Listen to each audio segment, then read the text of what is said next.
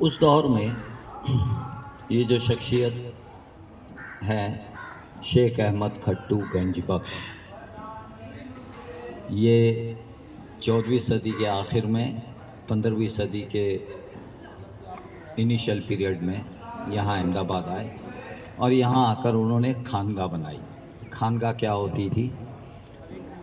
بعض اوقات آپ لوگ کئی لوگ جانتے ہیں کہ کیا ہوتی ہے یہ خانگاہ، اب اس کے معنی تھوڑے بدل چکے ہیں، لیکن اس وقت خانگاہ ایک ایسی جگہ ہوتی تھی جہاں آدمی کوئی بھی افراد جا کر اصلاح کر سکے، دین کے بارے میں معلومات لے سکے، دین حاصل کر سکے، ایک مسلمان کس طرح جیتا ہے اس کا علم لے سکے۔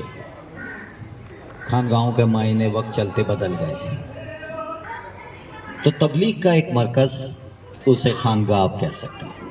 وہ اس دور میں اس لحاظ سے کہا، انہوں نے تعمیر کی۔ ان کو جو پیسے دیے گئے کہ بھائی آپ یہ جگہ تعمیر کر سکتے ہیں، وہ خزانے سے آئے، توشہ خانے سے، سلطان کے توشہ خانے سے، احمد شاہ سلطان کے۔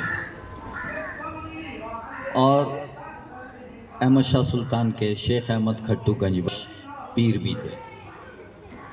خانگاہ کی ابتدا جو ہوئی وہ 1441 کی سال میں ہوئی،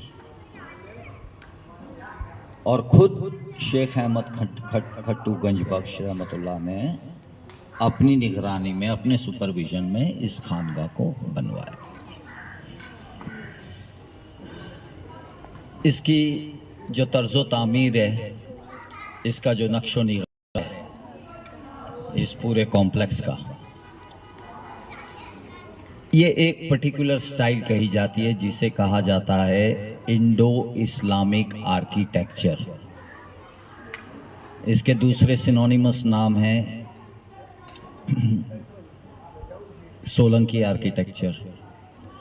اس کے جو قدیم آرکیولوجیکل ریکارڈز میں نام ہیں وہ انڈو سیراسینک آرکیٹیکچر بھی کہتے ہیں اس کو۔ یہ مختلف ہے، کس سے مختلف ہے کہ شمالی ہندوستان اور راجستھان میں جو ہم آرکیٹیکچر دیکھتے ہیں، جو مغلوں کا دیکھتے ہیں، جو تغلقوں کو دیکھتے ہیں، جو خلجیوں کا دیکھتے ہیں، ان کے آرکیٹیکچر سے یہ پوری طرح مختلف ہے۔ کیوں؟ کیونکہ آپ احمد آباد اور گجرات میں جو بھی آرکیٹیکچر دیکھیں گے وہ یلو سینڈ سٹون کا بنا ہے، یعنی پیلے ریتیلے پتھر کا بنا ہوا ہے۔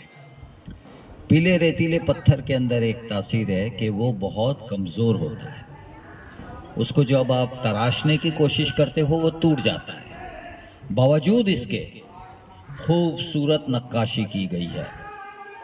اس کے باوجود، اور اس خوبصورت نقاشی کی وجہ سے ہی کہ پیلے ریتیلے پتھر میں، یلو سینڈ سٹون میں جو نقاشی کی جاتی ہے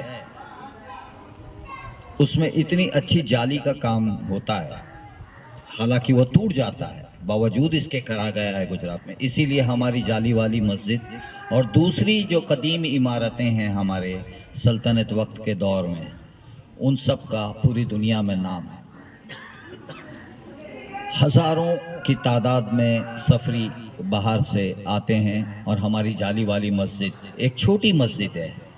آپ دیکھیں 100 سے زائد مسجدیں ہیں سلطنت وقت کی جنہیں شاہی مسجدیں کہی جاتی ہیں، ان میں سے جالی والی کا بڑا اچھا نام ہے، کیونکہ اس میں نقاشی اس طرح کی ہے، اور میں نے آپ کو بتایا ہے کیوں اس نقاشی کی اہمیت ہے کہ بھئی یہ پتھر بڑا کمزور ہے۔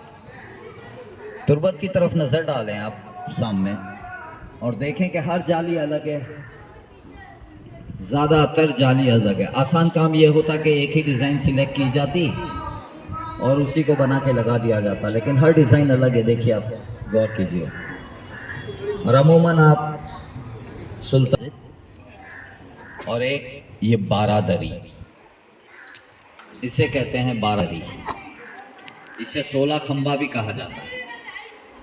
اور ان 16 کھمبوں کے بیچ میں جانے کے راستے کتنے ہیں؟ ایک طرف دیکھیں تو 3 راستے ہیں 4 کھمبوں کے بیچ میں، اسی طرح چاروں طرف 12 راستے ہوئے اندر جانے کے، تو بارادری یہ وہ جگہ ہوتی تھی جہاں لوگ بیٹھتے تھے، دعا اللہ سے مانگتے تھے، اور خراج عقیدت پیش کرتے تھے. وہ طور طریقہ ہوتا تھا اس زمانے میں. یہاں شفٹ ہوتے جائیں. تو 1441 سے 1446 تعمیری کام، پہلا تعمیری کام 3 چیزوں کا: تربت، 16 کھمبا یا 12 دری اور جامع مسجد. یہ ایک ایسی جامع مسجد ہے جس کا مینارہ ہی نہیں ہے. اس جامع مسجد میں مینارہ ہے ہی نہیں. عام طور پر مسجدوں میں جب ہم جاتے ہیں تو ہم امید کرتے ہیں کہ ایک مینارہ دکھے گا، پھر ہم اس نتیجے پر پہنچیں گے کہ ہاں بھائی یہ مسجد ہے کیونکہ مینارہ دکھ رہا ہے. یہاں مینارہ ہی نہیں ہے. یہ باریکی بعض اوقات لوگ نہیں پہچان پاتے ہیں اور اس کی شناخت نہیں کر پاتے. ہوا یہ کہ بعد میں قطب الدین آئے. احمد شاہ کی گزرنے کے بعد مختصر وقت کے بعد محمد شاہ آئے، قطب الدین کے بھائی، اور محمد شاہ کے بیٹے فتح خان رحمت اللہ آئے. انہوں نے فتح خان رحمت اللہ نے حوض بنوایا اور پیچھے 2 چھوٹے محل بنوائے. ایک مردانہ، ایک زنانہ. راجہ کا محل، رانی کا محل دوسری طرف ہے، پلی طرف. اور وہاں بھی مسجد کی تعمیر